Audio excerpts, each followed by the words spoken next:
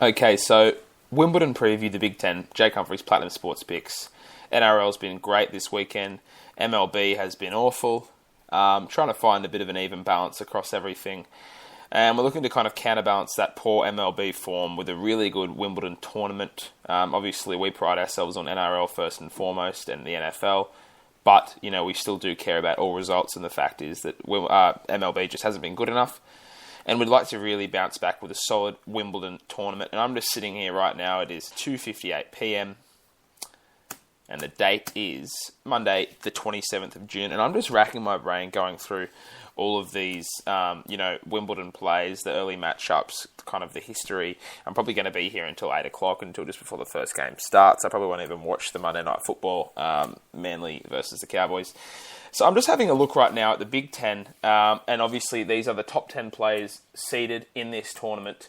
And I'm kind of having a look at all of them. Do I like any of them with future markets? Do I like any of them in their early matches? Do I want to fade any of them? And the one thing that stands out to me about this top 10 is that there is really nobody that's remotely close to Novak Djokovic in terms of current form, in terms of ability on the grass court, in terms of Wimbledon results.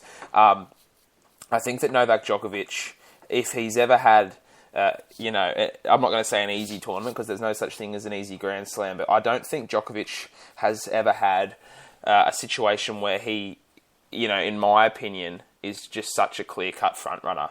I mean, obviously there was a question mark at Roland Garros because he'd never won on the clay court before. You had Stan Wawrinka there, who was a bit of an X factor. But in this situation on the grass court, he's won his last 2 Wimbledon Grand Slams. He's going for 3 in a row right now.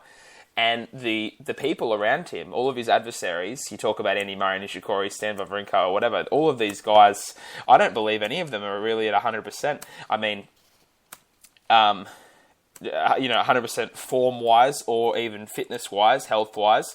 So let's just talk about Novak Djokovic. He's the number 1 seeded guy here. He's at the top of the draw. He's playing James, I think it's James Ward, Jay Ward tonight. From Great Britain, so he's playing a hometown kid, he's a clear favourite to win his 3rd consecutive Wimbledon trophy after beating Roger Federer in 2014 and 2015. I think one thing that I would, kind of make a comment on is that he hasn't played a whole lot of tennis in the lead up to this tournament. He had one match at a challenger event, or not a challenger event, but at a challenge. Against David Goffin, and he lost that one in straight sets. But, I would think that he was to kind of just approach that one as a warm-up style match. And he probably just wanted to get a grass court match, out of the way after playing in Roland Garros. So he's had one match since his win at Roland Garros. And throughout his career, he's always had a really tough crop of challenges. I mean, he's had Rafael Nadal and Roger Federer, who have kind of always been there, always been against him. And obviously with Rafael Nadal nowhere to be seen at this tournament, and Roger Federer really, really slumping, it appears as though Federer's career is winding down. You kind of look at, who is Novak's biggest challenge in this tournament. And maybe you could say that Andy Murray's his biggest challenge, but Novak Djokovic has just had an incredible record over Andy Murray. Let's just get their head-to-head record up, just so I can put an exact number on that. Match stat, Novak Djokovic versus Andy Murray. I think you'll find that Djokovic has got a really one-sided record. So he's 24-10 against Andy Murray. The last time they played on the grass court was the 2013 final of Wimbledon, where Andy Murray did win 6-4, 7-5, 6-4.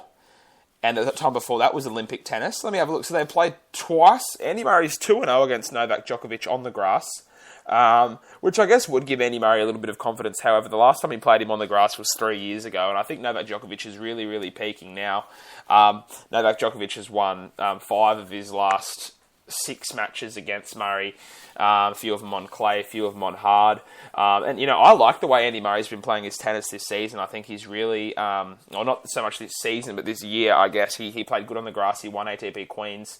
And then he went all the way to the Grand Slam at Roland Garros. He had a couple of really good wins. Started a little bit slow, but got a dominating win over Stan Wawrinka, which some people didn't think he was going to be able to do. And he's really kind of turn into a well-rounded player across all of the surfaces. So I think that Andy Murray, with the fact that he's won Wimbledon before, he's the home crowd guy. Obviously, he's Great British or Scottish or whatever, wherever his allegiances lie. He impressed me with his clay court ability because it was previously very, very bad. He won the Queen's tournament over Milos Raonic, where he was down 6-7, love 3, and he managed to pull that one back. And I think what I've written here about Andy Murray in one of my write-ups is that he plays a little bit like Serena Williams in the sense that it can take him a while to find his stroke, and he can put himself in precarious situations against lesser players. So, I mean, if you look at Andy Murray's form, his first 2 matches at Roland Garros against Radek Stepanek and another guy who I don't even know his name, just a French qualifier, all went to 5 sets. So he does warm up a little bit as the tournaments go on and on and on, and he sometimes, is a bit of a pain. Andy Murray's not a guy who you're really confidently going to back against the spread, so you wouldn't back him to cover those 8.5, 9.5 point lines. Rather, you would probably wait until he's playing, in the early stages. Rather, you would probably wait until he's playing somebody, like a John Isner or like an Ivo Karlovic or maybe even like a Milos Raonic. And you would wait to pull the trigger when he's actually playing people who he really feels like he might lose against. I don't know if it's complacency with Andy. I don't know if it's just rust. What I think it is he just comes out early against these guys who he should really beat, and maybe he gets a little bit frustrated with himself early on, and he throws a couple of points away, tries a few things that he wouldn't normally try. I think he throws caution to the wind a little bit because he can, and sometimes that doesn't go all too well for him. And that has been a problem with Andy Murray, in recent tournaments. So I think that looking at Andy Murray, it would be good to maybe back a few of his early opponents to win a set, or maybe back over 3.5 sets, in a few of his early matches, depending on his opponents. And then maybe when he starts to he plays to his opponent's level a lot of the time, Andy Murray. When he plays a solid guy like Karlovic or Isner, I use these 2 guys as an example because I think he played both of them in Roland Garros and walked through both of them in straight sets. He was so good, but then he played a guy against Radek Stepanek and he almost lost. So it's really interesting what Andy Murray does from tournament to tournament. But, he's such a great competitor and he's probably going to be there, towards the end. It's just a matter of figuring out when to bet on him. Are we going to lay any futures on him? Are we going to fade him early on? Because I think there's more value in fading Murray in this tournament rather than actually betting on him, at least early on anyway, because he's from what I've seen, he's got quite a bad record when it comes to covering those game handicaps. Now, let's talk about Roger Federer. Now, fading Federer, that's going to be a strong trend I'm going to look at throughout this tournament. I just believe, the majority of Federer's favouritism is going to stem from his reputation and his history and not really his current. I mean, Roland Garros with and then he came back with Garden and Hale, tried to find a bit of form and lost 2 matches there to Zverev and Dominic Thiem. He lost to Dominic Thiem at ATP Rome before Roland Garros. He's lost 4 of his last 10 matches overall, which is just a horrible run of form for Roger. He doesn't look the same.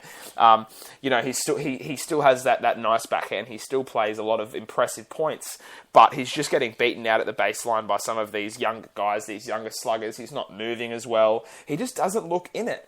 He doesn't look in it, Roger Federer. I don't consider him to be a threat at all. He's got his first match against Guido Pella, who's obviously a clay court guy, so he should walk through Guido Pella on the grass. But, we're going to get a good idea of how he's going to play this tournament when he plays Guido Pella. And after that, I think we're going to begin to fade him. He's playing in a relatively weak quarter, in my opinion, and he's quite a short favourite to win that quarter.